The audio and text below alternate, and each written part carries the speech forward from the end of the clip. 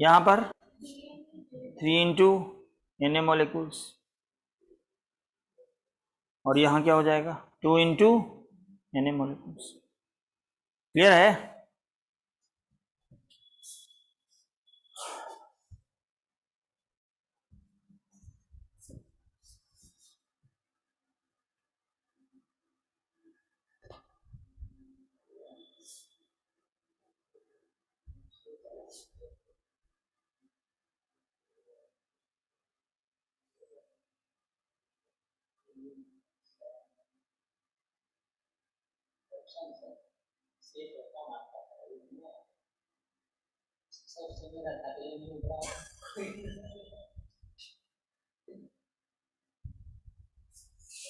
मेरा और सीबीएसई का क्वेश्चन बहुत हल्का रहता है, चॉइस सिर्फ जो है वो थोड़ा सा मिलता जुलता रहता है। कंपटीशन जाओगे देने के लिए ना, तो वहाँ पर लगेगा कि ये भी आंसर सही होगा, ये भी आंसर सही होगा, ये भी आंसर सही होगा, ठीक है, कौन सा सही हो। तो वहीं पे खोजता है कंसेप्ट। कंसेप्ट अगर डेवलप हो गया तो छांट लोगे, और नहीं तो। और ऑब्जेक्टिव का एक नियम ज़बरदस्त होता है, इसीलिए हमेशा बोलते हैं कि कभी भी ऑब्जेक्टिव क्वेश्चन को सोल्व करो तो फास्ट सोल्व करो। हाँ, जैसे ही क्वेश्चन पढ़ोगे, अगर तुम पढ़े हुए हो, अगर नहीं पढ़े हो तब तो छोड़ दो, तब तो उसकी बातें करो। लेकिन अगर तुम पढ़े हुए हो तो जैसे ही क्वेश्चन पढ़ोगे तो सही आंसर आएगा एकदम पहले, ठीक है। और जहां उस पर सोचना शुरू किया वो भाग जाएगा, और उसके बाद जो आएगा वो सही आएगा ही नहीं, वो मैक्सिमम चांस है वो गलत ही आएगा। इसको मान लें कि हम बोल रहे हैं तो इस चीज को घर पे पहले प्रैक्टिस करके देखो कि सर जैसा बोले हैं वाकई में ऐसा हो रहा है, एकदम ऐसा होता है। अगर तुम पढ़े हुए हो, नहीं पढ़े हुए तब छोड़ दो, अगर पढ़े हुए हो तो एकदम नियम है कि जैसे क्वेश्चन तुम पढ़ोगे तुरंत आंसर आएगा, और उसी समय में टिक कर दिए तो आपका आंसर सही हो गया। इसीलिए फास्ट बोलते हैं कि फास्ट बनाओ, ठीक है। जहां उस पर थोड़ा सा ऐसे होगा, नहीं अब तो वैसे नहीं होगा, अब अगला दूसरे टाइप का आएगा, ठीक है। और वो प्रायः मतलब 90% चांस उसका गलत होने का चांस रहता है, इसीलिए आया टिक करते चले जाओ। तो उसमें क्या होगा कि तुम्हारा देखना तुम परसेंटेज तुम्हारा कितना ज़्यादा अच्छा जाता है, एक्यूरेसी एकदम मेंटेन रहेगा पूरा। इसलिए ऑब्जेक्टिव क्वेश्चन हमेशा सोल्व करना चाहिए थोड़ा फास्ट। माइंड को थोड़ा डाइवर्ट होने का टाइम ही नहीं देंगे, तब ना वो डाइवर्ट होगा, ये चीज। और इसीलिए तुम लोग देखता होगा कि शुरुआत से ही कंफ्यूजन क्रिएट करते रहते हैं, काहे के लिए? वही कंफ्यूजन को भगाने के लिए। ये कंफ्यूज, इतना कंफ्यूज, जब यहाँ से कंफ्यूजन को जब तो रिफाइन करके निकल जाओगे तो वहां पर कितनों घुमाएगा उससे क्या मतलब है, जो आएगा वो परफेक्ट आएगा, ठीक है।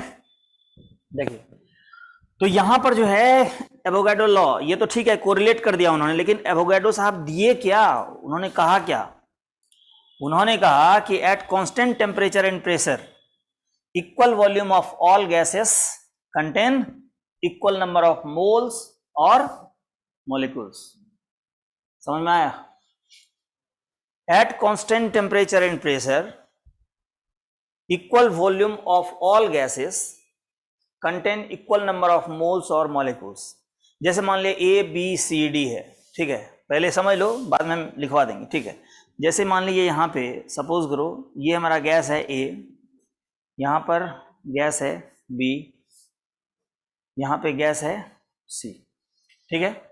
और क्या बोले हैं कि at constant temperature and pressure, नहीं सपोज करो कांस्टेंट टेम्परेचर एंड प्रेशर क्या पढ़े हो अभी तक? कांस्टेंट टेम्परेचर एंड प्रेशर कोई बताओ? कांस्टेंट टेम्परेचर एंड प्रेशर,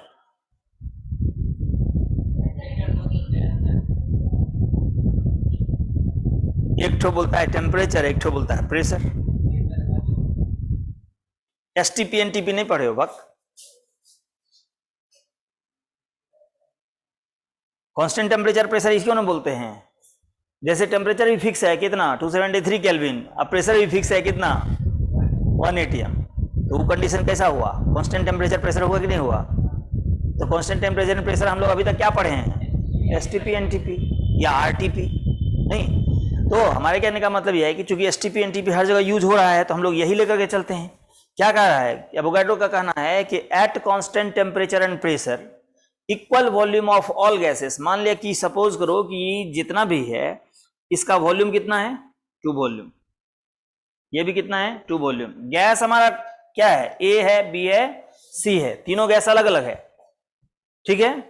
लेकिन कहता है कि इसका वॉल्यूम सबका क्या है, सेम है।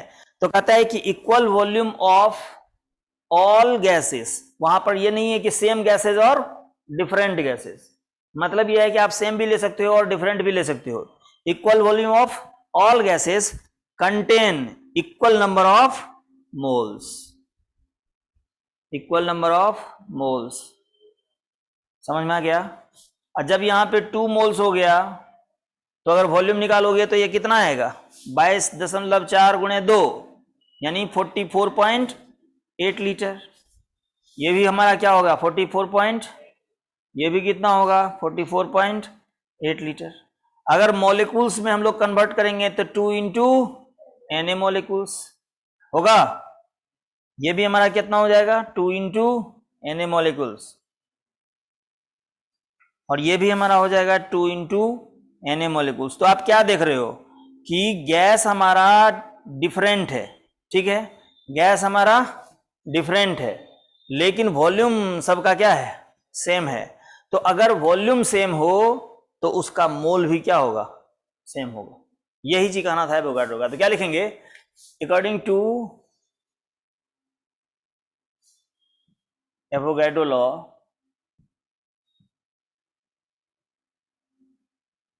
Avogadro law equal volume of 2 or more same or different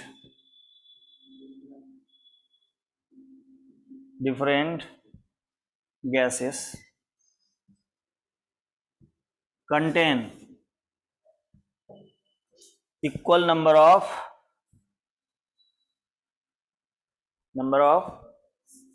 moles, bracket में लिख देना, और मॉलिक्यूल्स, ठीक है, at constant temperature and pressure, ठीक है। और उसके बाद ये बना लीजिए, there are 3 gases, there are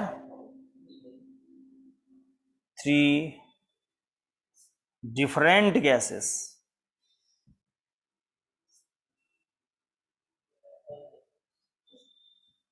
having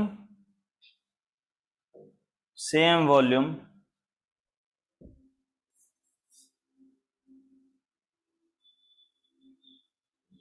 then उसके बाद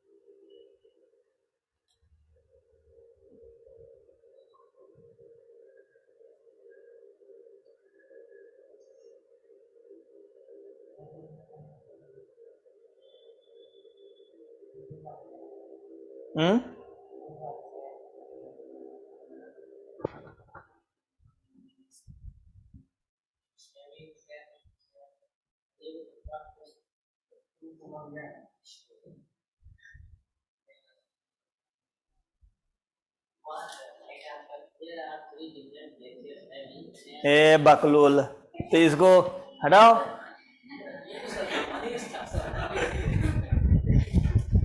हमको हुआ कि जो सेम सेम कह रहा है।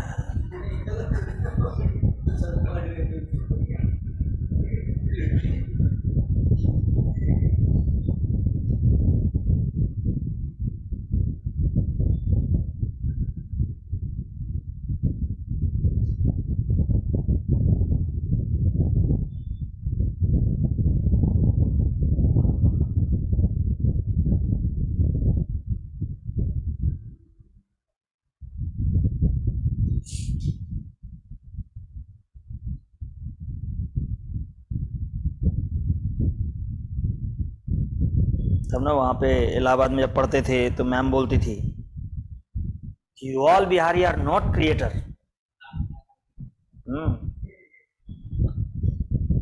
You all Bihari are not creator but you are rectifier. शुद्धिकरण की बात हो तो बिहारियों को पकड़ लो, वो तुरंत पकड़ लेगा कहाँ कहाँ गलती है, और उसको कुछ नया चीज को करने के लिए तब उससे कुछ होने वाला नहीं है। हाँ, लेकिन यही है कि कहीं कुछ गलती थोड़ा सा भी करो, मैम दैट इज रॉन्ग। हाँ,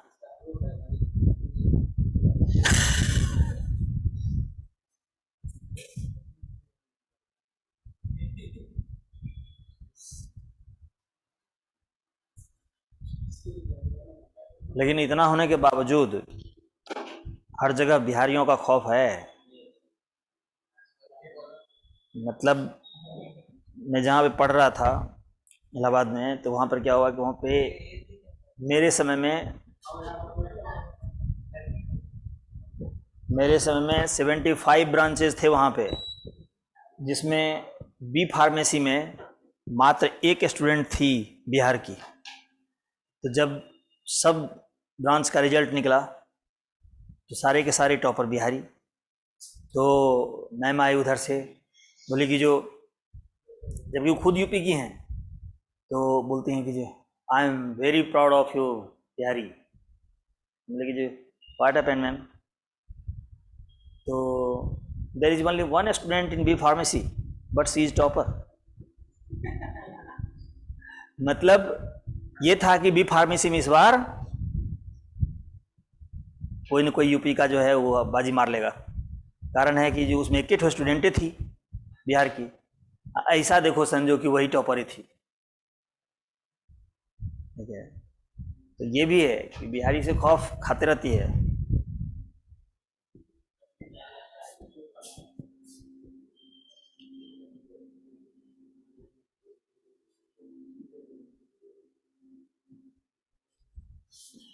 बिहारी में सब चिन्ह है, भले अपने यहाँ कितना इनडिसिप्लिन रहेगा, लेकिन जब अदर स्टेट चल जाएगा तब उसको तुम देख करके कह नहीं सकता है कि वो बिहारी है, पूरा एकदम। हाँ, फुल डिसिप्लिन में रहता है एकदम, देखे हुए हैं।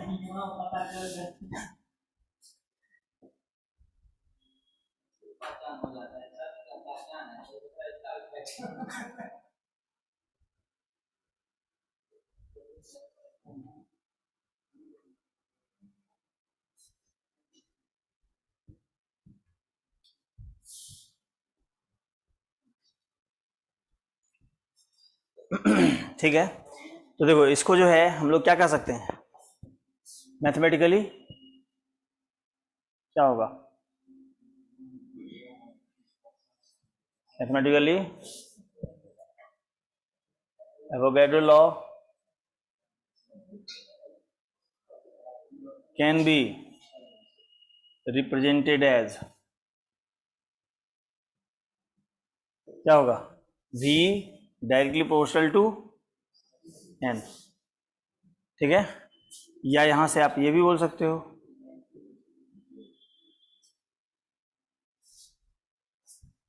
एट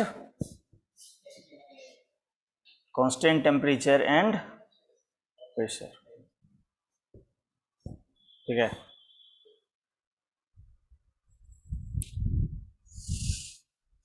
सॉल्यूशन पढ़ चुके हो नहीं तुम लोग?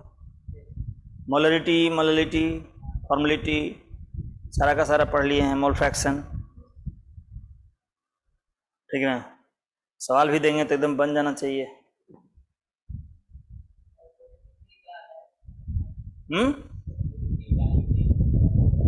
मोला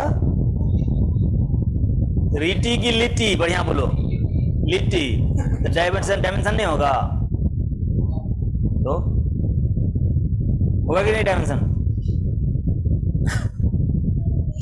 मोललिटी का मोललिटी डायमेंशन होगा कि नहीं रे?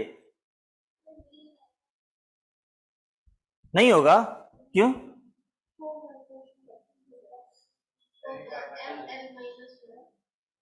ml-1 वो मोलरिटी मोलरिटी होता है, मोललिटी की बात हो रही है। लिट्टी चोखाड़े, हाँ।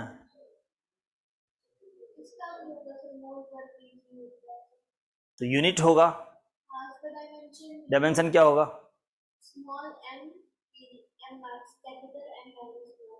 स्मॉल एम किसके लिए रिप्रेजेंट करते हैं?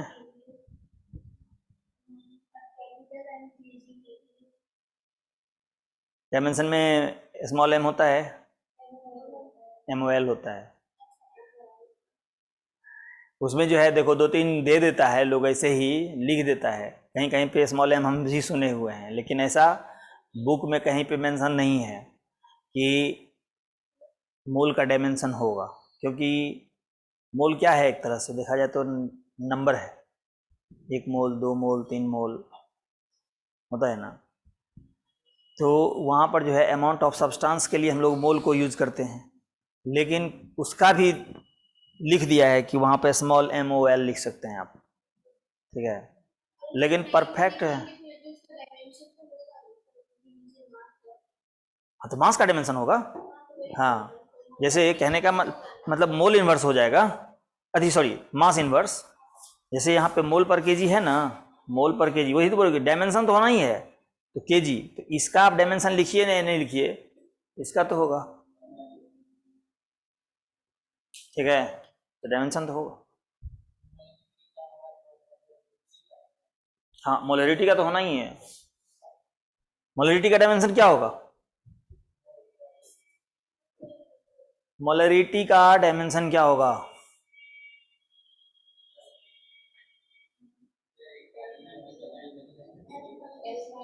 L-1, L-1, बढ़िया से सोच के बोली हो।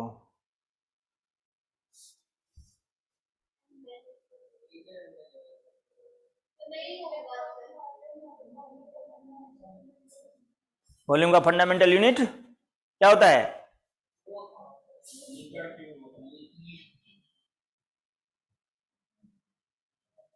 क्या होगा?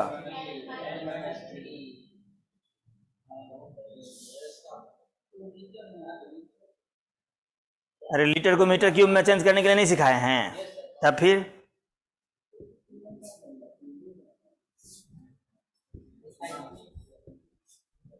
किसका?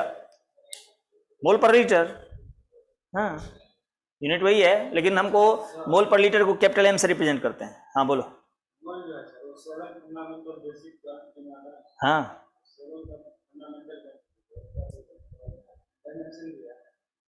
तो डायमेंशन है, जैसे एम्पियर का डायमेंशन तो नोन है, एम्पियर का तो हम लोग लिखते हैं कैपिटल A। कैंडेला का क्या लिखते हैं?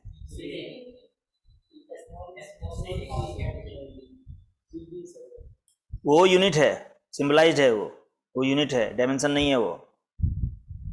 तब तो हम मास का जो लिखते हैं, मास का ये लिखते हैं, तो डायमेंशन हो गया ये। तब फिर तो वो डायमेंशन पूछ रहे हैं कि डायमेंशनल फार्मूला जो है वो कितना का हम लोग जानते हैं? मेनली जानते हैं बस किसका? मास, लेंथ, टाइम और एम्पियर, टेम्परेचर। हाँ करंट का एम्पियर, सॉरी करंट का एम्पियर। तो मास, लेंथ, टाइम, टेम्परेचर का भी केल्विन लेते हैं।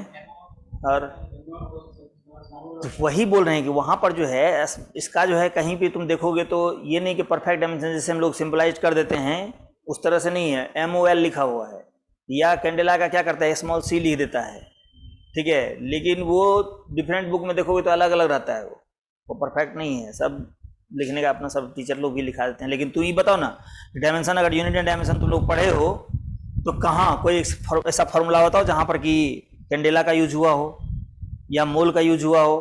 उतना डायमेंशन पढ़े हो तुम लोग, परमिटिविटी या फिर मैग्नेटिक इंडक्शन, तरह तरह का देखे हो, लेकिन है उसमें कहीं पे? तो बस यही मास लेंथ टाइम टेम्परेचर और करंट, बस यही 5 है, इसी 5 को हम लोग लिखते हैं, ठीक है। टेम्परेचर में भी देखोगे तो 2 तरह से डायमेंशन लिखता है, कहीं पर थीटा लिखा रहता है, नहीं, किसी किसी बुक में थीटा लिखा रहता है, किसी किसी बुक में केल्विन लिखा रहता है, के, ये चीज है, ठीक है। तो चलो देखो, अब ये जितना भी law of conservation of mass था, law of reciprocal proportion, gas laws, Avogadro, ये सारा का सारा क्या हो गया, खत्म हो गया। नॉर्मलिटी मोलरिटी थी, नॉर्मलिटी नहीं, मोलरिटी ये सब सारा का सारा खत्म हो गया। मोल फ्रैक्शन, वॉल्यूम फ्रैक्शन सब खत्म है, मोल कंसेप्ट खत्म है। अब हम लोग इंपेरिकल फार्मूला, ठीक है, इंपेरिकल फार्मूला, मॉलिक्यूलर फार्मूला, इस पे सवाल हम लोग बनाएंगे अब, ठीक है। परसेंटेज जो आता है, परसेंटेज कंपोजिशन, परसेंटेज प्योरिटी, अब इस सब से सवाल आएगा, ठीक है। लेकिन घबराने का नहीं, जैसे ये सब निकल गया वैसे वो भी निकल जाएगा, ठीक है, एकदम आराम से। खाली बस एक चीज ध्यान रखना है, ये तो थ्योरेटिकल, ये तो निकलना था ही। परसेंटेज जो है, परसेंटेज तो बचपन से सीखते आए हो, वो भी निकल ही जाएगा, नहीं, इसीलिए भारी तो हमको कौन नहीं लगता है, ना फिजिक्स लगता है, ना केमिस्ट्री लगता है, ना मैथ लगता है, ना बायो लगता है, ना इंग्लिश लगता है, कुछ नहीं लगता है। पढ़ने वाले के लिए कुछ भारी नहीं है, जो नहीं पढ़ोगे तो भारी लगता है। नहीं, हिस्ट्री आता है तो नहीं आता है, काहे, पढ़ भी नहीं किए हैं तो कहाँ से आएगा, है कि नहीं रे? तो सिंपल सी बात है। हाँ, स्ट्रक्चर ऑफ इट, हाँ, फिजिकल केमिस्ट्री में आता है। क्यों? शायद पढ़ा रहे हैं, देखो इसको कैसा बोलता है। मैम पढ़ा रही हैं, तो बढ़िया तो है, जल्दी जल्दी खत्म हो जाएगा। हाँ,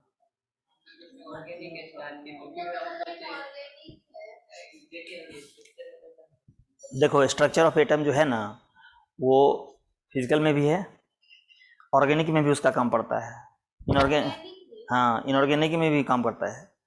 जैसे ऑर्गेनिक में क्या काम पड़ेगा, ऑर्गेनिक में जैसे उसका इलेक्ट्रॉनिक कन्फिग्रेशन जब पढ़ोगी तो वो काम पड़ जाएगा। जैसे कार्बन का वैलेंसी, टेट्रा वैलेंसी होता है, कैसे समझेंगे, तो वहाँ पर जो है हमको इलेक्ट्रॉनिक कन्फिग्रेशन आना चाहिए, तो वो तुमको जो है उससे क्लियर हो जाएगा। इनऑर्गेनिक पढ़ोगी तो उसमें भी हमको इलेक्ट्रॉनिक कन्फिग्रेशन, सेल, सब सेल, ऑर्बिटल, ये सब का कंसेप्ट उसमें आना चाहिए। और हम अब हमको जो मिल जाएगा सब पढ़ा देंगे, तो क्या कुछ पढ़ा देंगे, हम बोले ना कि जो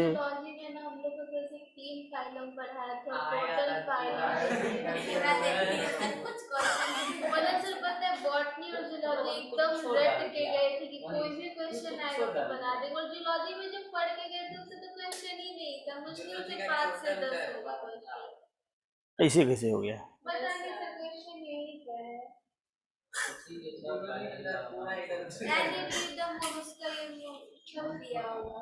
तो मैं इसमें मन छोटा करने की क्या बात है, भगवान मन जितना बड़ा देंगे उतने नहीं रहेगा, क्या रे?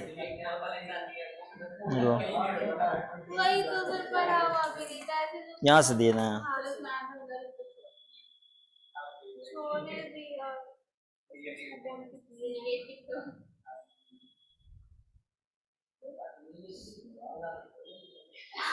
मोलस्का नहीं पढ़ाए थे? नहीं पढ़ाए सर, ये तो यो मोलस्के से, यो मोलस्के से है, यो मोलस्के से है। हाँ सर, सिर्फ हम लोग को ये क्या पढ़ाया गया था, टिनोफोरा, सिलेंट्राटा, प्लैटीहेलमिंथस और पॉलीफेरा, और उससे क्वेश्चन ही बहुत कम है। तो ये बात बोलना सर को कि मतलब ये कैसे हुआ, जो चीज ने, नहीं तो ऐसे में तो मनोबल टूट जाएगा ना। तो इनसे कहीं नहीं बोली, सर से कहीं नहीं बोली ये? हाँ, हाँ, अरे मतलब जो है, हाँ